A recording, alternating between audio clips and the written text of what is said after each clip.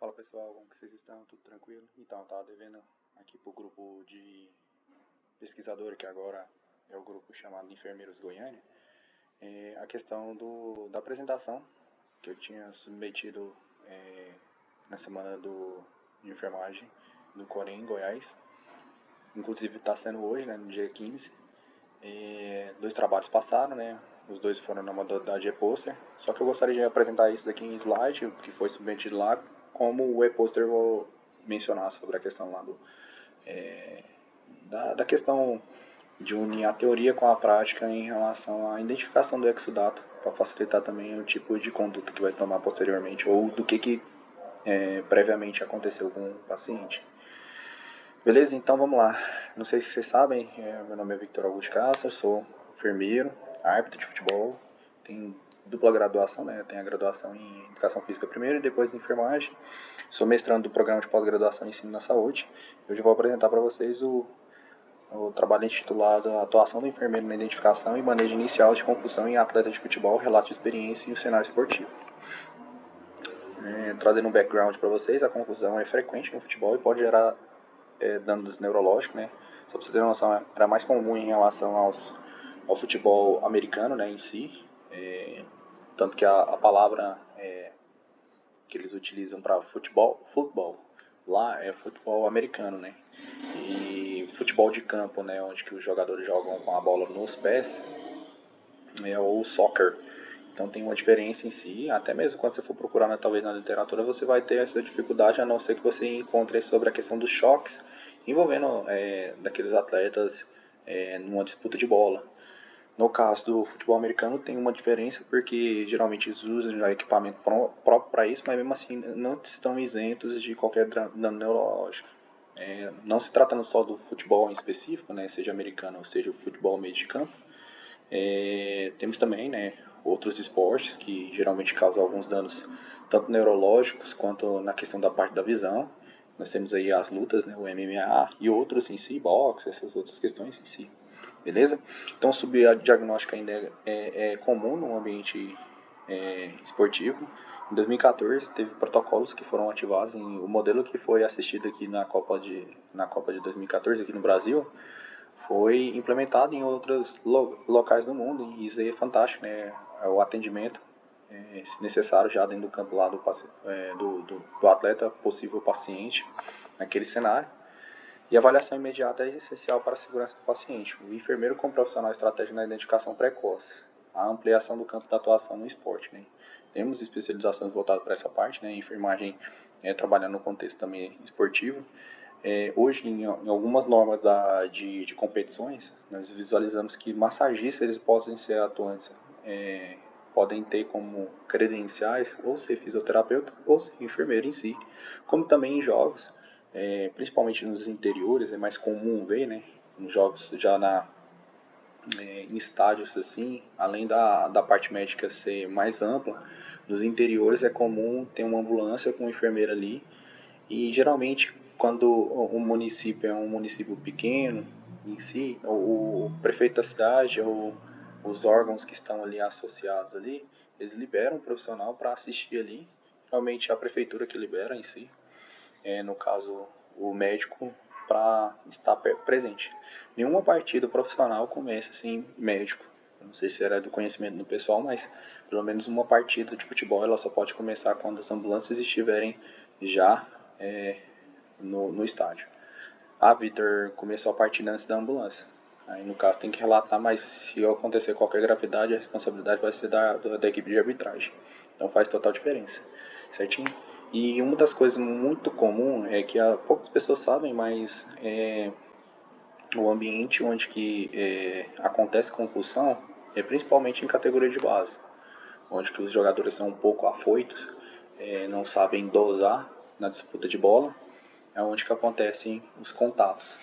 Já presenciei isso em outras primaveras, né, em outros momentos, mas pelo que eu tenho acompanhado, esse ano eu estou fazendo 17 anos de arbitragem, né, eu entrei com 17 anos, fiz o curso em 2009, e esse ano eu estou fazendo 17 anos de arbitragem. Tive um hiato aí de 2022 até 2025, porque estava empregado em dois locais, mas o que eu tenho presenciado o que eu tenho presenciado esses contatos. Aí, aí no fim, em alguns momentos, né? Enfim, não. Alguns momentos que eu estive atuando como árbitro, eu pude perceber, né? Eu sou árbitro assistente, sou o famoso bandeirinha. Eu pude perceber esses contatos, onde que tem vários conflitos ali, colisões, choques de cabeça. E essa ausência de, de profissionais médicos para avaliar e já conduzir esse paciente talvez para uma emergência em si, é muito comum, entendeu? Outra coisa também para trazer também, algum contexto profissional também, geralmente não é só uma ambulância não. Tem municípios que não conseguem liberar 2 ambulâncias, né? O ideal seria 2 ambulâncias, mas tem municípios que só conseguem liberar uma ambulância.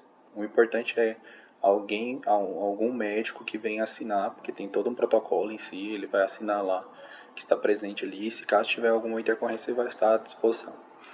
Já aconteceu já em jogos também que a ambulância teve que socorrer uma pessoa fora, né? Só que foi avisado, não sei se foi no intervalo de um jogo ou qualquer outra circunstância, mas foi totalmente diferente, né? Não é típico, mas na categoria de base infelizmente não tem uma ambulância. Aí no caso se tem intercorrência, aciona a ambulância em si. Teve um episódio, se eu não me engano foi em 2016, 2017, eu não estava presente nesse jogo. Aconteceu um jogador estava passando mal, não era uma concussão, né, não foi um trauma. Foi solicitado um transporte aéreo, que o helicóptero pousou no meio do campo lá e transferiu o jogador pro hospital de urgências de Goiânia, né, no caso o Hugo lá. Não sei o desfecho da história, mas basicamente foi também atípico, né? Mais comum é a ambulância e um prazo ali mais ou menos entre 10, 15 minutos, dependendo da distância e das emergências que tiverem. Então, só para vocês entenderem o objetivo desse trabalho, relatar a atuação do enfermeiro na identificação e manejo inicial de concussão em partidas de futebol. No caso, foi eu atuando na minha prática mesmo, que eu estava lá sendo prestador de serviço para a federação, atuando ali naquela área. E esse relato é de março e abril, dos jogos que eu retornei, né? Eu tive uma lesão no começo do ano, fiquei 72 dias fazendo reabilitação e agora em março eu estava como torcedor, torcendo para arbitragem, é diferente, né? Tava torcendo para arbitragem e em abril eu já tinha retornado e aconteceu alguns episódios. E foram 3 situações, uma eu estava lá na arquibancada vendo o jogo, um jogo sub-20, e os outros 2 atuando já como árbitro no cenário do futebol mesmo. A primeira partida, inclusive, foi numa sexta-feira, do dia 10 de abril. Ela ocorreu em São Francisco. O jogador ele foi ter uma disputa por onde jogado, né? Disputando espaço, mas ao mesmo tempo tentando atacar a bola. E nesse meio tempo, o jogador atacante do time adversário teve esse choque de cabeça e ele caiu já desmaiado. Aí a ambulância demorando a chegar, eu já fui lá próximo, porque a atuação nossa é primeiro o juramento, né, que nós fazemos em relação quando nós terminamos, né, o curso de enfermagem em si. Ao mesmo tempo pela demora já do deslocamento ali da ambulância e profissionais tecnicamente que não estavam preparados para daquilo, né. Teve gente que já chegou lá pensando que já ia ter que fazer imobilização, porque não viu a mecânica do choque, né? E também eles não têm necessariamente a obrigação de acompanhar o jogo, mas na hora que aconteceu alguma intercorrência, já deslocar o mais rápido possível, principalmente em choques de cabeça. Então, só para contextualização, a avaliação clínica é baseada em sinais neurológicos, desorientação, identificação de resposta, alteração de equilíbrio e queixas subjetivas. O interessante é fazer algumas perguntas. Tem um protocolo da CBF que tem esse encaminhamento para fazer uma tomografia. E um dos sinais que nós avaliamos, tecnicamente, que dá para perceber, é, primeiro, verificar questões orientativas. Você sabe onde você está, o que você está fazendo, qual partida que você está jogando, que posição você está. Aí você vai tentando buscar na memória. Você lembra o que aconteceu contigo? Aí ele não vai conseguir lembrar, mas você lembra qual que é a data do dia de hoje? Aí você tenta buscar também na parte de memória. Aí tem um critério no protocolo, eu acho que vai ficar muito pequeno aqui a questão do manejo, mas você coloca na internet lá, CBF protocolo, você consegue identificar esse tipo checklist. E aí ali você também vê os sinais vitais. Então assim, as condutas, interromper, né, a partida, para que se chame a equipe mandante, venha um massagista com outra pessoa ali que venha fazer uma avaliação, faz a orientação pro atleta. O atleta, ele na categoria de base, a partir do momento que ele sai do campo de jogo, seja por orientação médica, ou seja a pedido da comissão para ele ir no médico a pedido dos pais, né, que talvez o jogador ele possa estar tendo algumas oscilações e pode ser que ele passe mal, aí vai avaliando a questão e encaminhando esse paciente, esse atleta como paciente posteriormente, para uma unidade de saúde o mais rápido possível. Os resultados, né? A identificação precoce de sinais, sugestivo de concussão, né? Teve choque de cabeça. Então, se for sugestivo, entra. Maior segurança na tomada de decisão em campo. Igual, por exemplo, eu não posso tomar a conduta que o time venha necessitar naquele atual momento. Mas você vai fazendo algumas sugestões, né? Eu sugiro que ele saia de campo. Seria melhor fazer uma avaliação nele. Se ele tiver com alguns sinais e sintomas, por exemplo, tontura, sensação de desmaio, vontade de vomitar, é lógico que nós não tem ali um aparelho de pressão, essas outras questões mais rápidas ali para avaliar o mais possível posteriormente, né? Não imediatamente, nós vamos ver o que dá para fazer naquele momento imediato ali. Então assim, o ideal é o que? Reduzir o agravamento, integrar entre o conhecimento técnico e a prática esportiva. Isso aqui é a cartilha, você colocar lá, ó, protocolo de concussão, vai sair essa cartilha. E a conclusão que eu tenho do trabalho, né, nós temos aqui o enfermeiro ele tem um papel relevante na segurança do atleta. Necessidade de capacitação de protocolo de concussão, eu acho que a CBF agora virou Academy, e aí eu não sei se nos módulos estão orientando esses times também para que eles possam fazer a atuação dessa intervenção o quanto antes, na ausência de um médico, identificando aqueles fatores que podem aumentar o risco da piora clínica do atleta e tentar verificar o que pode colocar como formas de conduta, né? Será que o atleta necessita passar esse risco de ficar ali no jogo ou não? E aí eu tive outra experiência, né? Vou contar para finalizar aqui.